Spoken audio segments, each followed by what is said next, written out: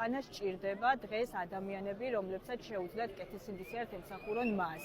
მე ვარ მარიკა არევაძე, წარმოვადგენ პარტია ახალს. პოლიტიკაში ნამდვილად ახალ ნაბიჯებს თქვა, ასე ვთქვათ, იმიტომ რომ მე ვარ პროფესიონალი ადვოკატი. ადამიანის უფლებებს ვუთმობ ძალიან დიდ დროს. ასეულობით შემთხვევა, როდესაც ადამიანების წამებას, დარბევას, ცემას, ფიზიკურ და სიტყვიერ ანგარიშტორებას ჰქონდა ადგილი. 4-ვე პოლიტიკურ გაერთიანებას, კოალიციას შექმნილი გვაქვს ერთიანი ცხელი ხაზი, სადაც მოქალაქეები რეკავენ და ვაკავშირებთ მოხალისე ადვოკატებს. რეფორმას ითავებდით, რომელიც უშუალოდ ხალხზე აისახება. ეს არის სასამართლო რეფორმა და ეგრეთ წოდებული მოსამართლეთა კეთილსინდისიერების ტესტი.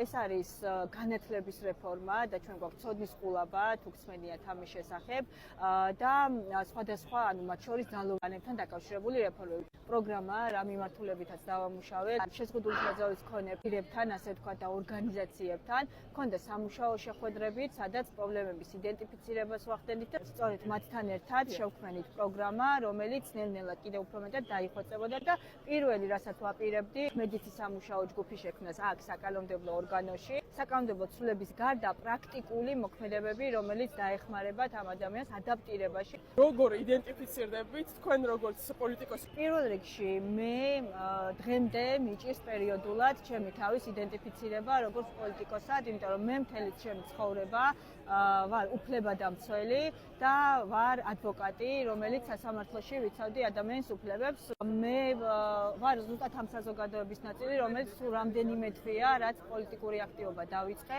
და ჩემი პოლიტიკური ნაბიჯის გადადგმა და ჩემი პროფესიიდან გამოსვლის, ასე ვთქვათ, საჭიროება დამანახა იმან, რომ ქვეყანას ჭირდება დღეს ადამიანები, რომლებსაც შეუძლიათ კეთილსინდისიერად ემსახურონ მას. და ეს გახდა ჩემი გადაწყვეტილების მიზეზი, რომ დიახ, სწორედ ჩემს ქვეყანას უკვე სხვა ამპლუიდან მოვემსახურო და მოვახმარო ის ჩემი ცოდნა და პრაქტიკული გამოცდილება, რომელიც 10 წლეულების განმავლობაში ვაგროვე.